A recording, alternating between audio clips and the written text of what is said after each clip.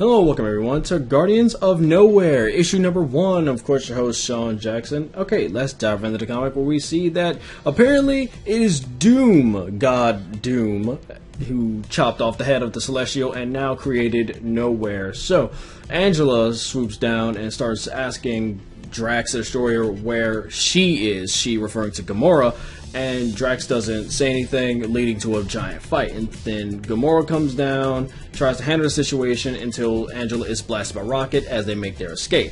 And we see a mysterious figure just looking on, and we don't know who this guy is, but we'll find out later in this comic. So, the Guardians try to lay low with Mantis, and Rocket starts asking Gamora like why she left Knowhere, what's going on with this whole thing, but Gamora doesn't really say much except that she doesn't believe there is a Doom at all because she knows of somebody that she thinks is more powerful than Doom, which is Thanos, and apparently no one really knows who Thanos is, so there's that. But before anything can never happen, really, they could get any answers about Gamora's viewpoints on Doom or any answers out of Gamora about this entire situation.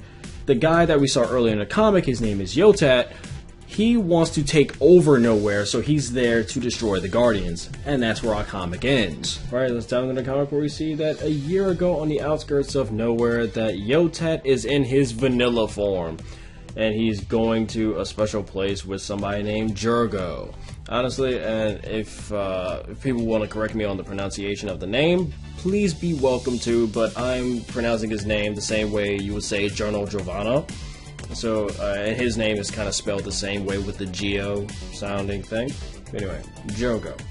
Anyway, so Yotat, well, Vanilla Yotat, brings him down to where he keeps all his weapons. Well, actually, this is the collector's weapons collection, and the fact that Yotat's boss doesn't even know he's down there, and he's trying to sell these weapons off to somebody so he can make a huge profit. He ends up getting blasted in the chest and grenaded for his, for his troubles. That's the whole thing. So, because Jorno, I keep saying Jorno, Jurgo does not want anyone to get their hands on these weapons. He doesn't want them to go back to their original owners or anything like that. He's like, this is way too much, just boom, because he's a crime boss. He's like, no, nobody's moving in on our stuff, so fuck that, boom.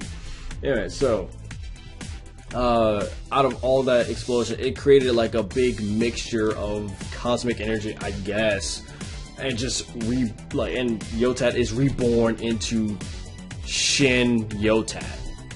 So, a few months later after that, he meets up with the Guardians of the Galaxy, but he doesn't really meet up with them. He just sees Rocket in a bar, asks if Jurgo is there, and he gets his revenge by killing Jurgo. Then, after that, he sees Drax the Destroyer and goes after him. And then they have a fight, and, the Nova Corps come in, and that's pretty interesting, the fact that Tony Stark's Iron Man armor is out there, and also Venom is there too, which is great, and Captain Marvel. This is kind of the only Nova Corps team I actually like. Is that supposed to be Sam as that Nova, or is that somebody else? I'm not entirely sure. I am stupid. Anyway, so Yotat battles against the Nova Corps, and Drax and Rocket, they try to make their escape. But, as we all know, Yotat chases them down, and they have a fight. And Mantis ends up getting killed accidentally because Gamora goes and swings for Yotat, but he dodges at the last second, and she hits Mantis instead. So that's horrible. And also the first to take a loss was Drax, because he got taken out first. Then Mantis got accidentally taken out. Gamora got taken out, and all that's left is Rocket. And Rocket can't exactly do much because he tried using guns on this guy, and it just doesn't work. This man is actually unstoppable. He proclaims that he is Knowhere.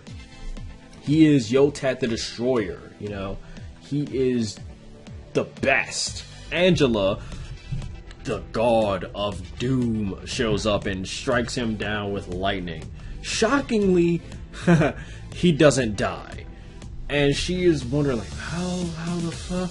And he's like, maybe because I'm better than you. And then that's when Drax gets up and, sneak attacks him. And then Angela hits him with a bolt of lightning, just to keep him down. And now that he's down for the count, the Nova Corps come in. They want to take Yotat, with them because that's what they do, and they also want to take the Guardians. Well, the rest of the team wants to let it slide, except for Venom. Venom actually just wants to take the Guardians because they've been after them for months. But even Angela, the Guard of Doom, like one of the Thors, want to let it slide. If she wants to let it slide, you let it slide. But Venom is just like, nah, man, we're not gonna do this. We're gonna try to like get them, whatever, by any means. But of course, Angela's like, nah, man, just let it go, whatever. And then the whole team, like, there's some tension.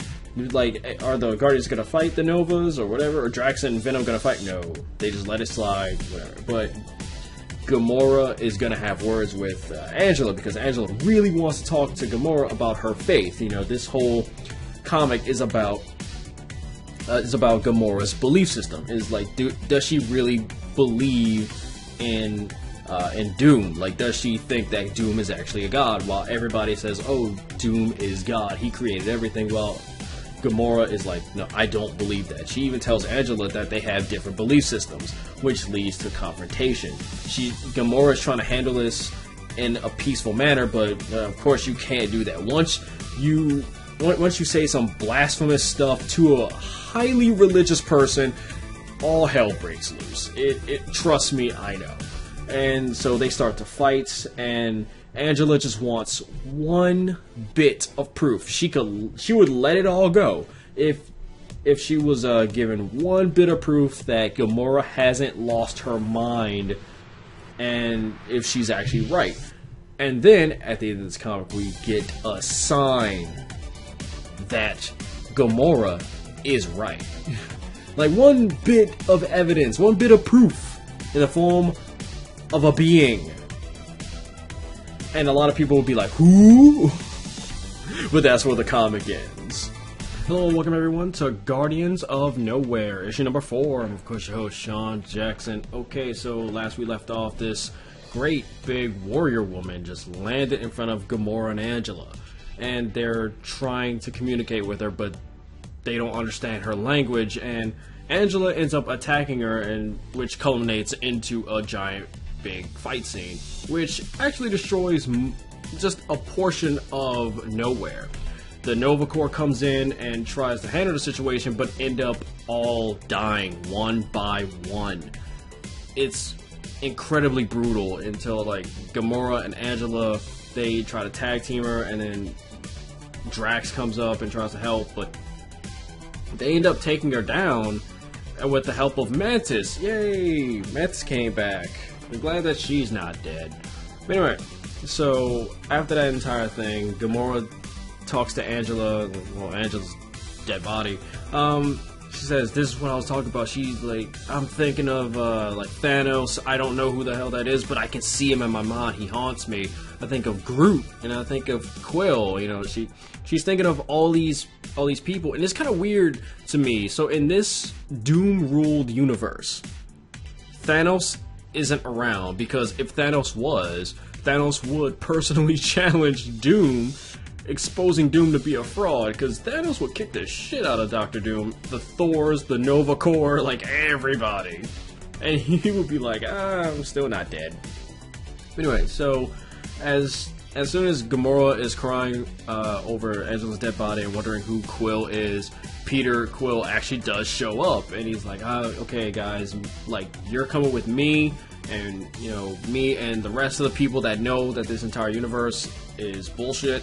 We're all going to go fight Doom. Like, we're all going to expose Doom, and it's all pretty great.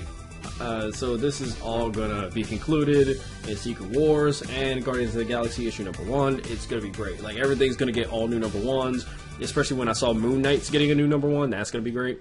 But yeah, this comic was actually pretty good. I enjoyed this, and also, excuse me, but I failed to mention, I'm gonna say this before anybody else says it, I failed to mention the fact that the giant blue woman actually starts talking about the Kree. She says the Kree Empire shall not fall, or something, you know, it was something like that, but no one could really make it out, so it sounded like that, but no one could really make it out, like, make out what it was. Even Tony Stark tried to decipher the language and see what language it was, but he didn't know, you know, so I'm guessing it's just from another universe.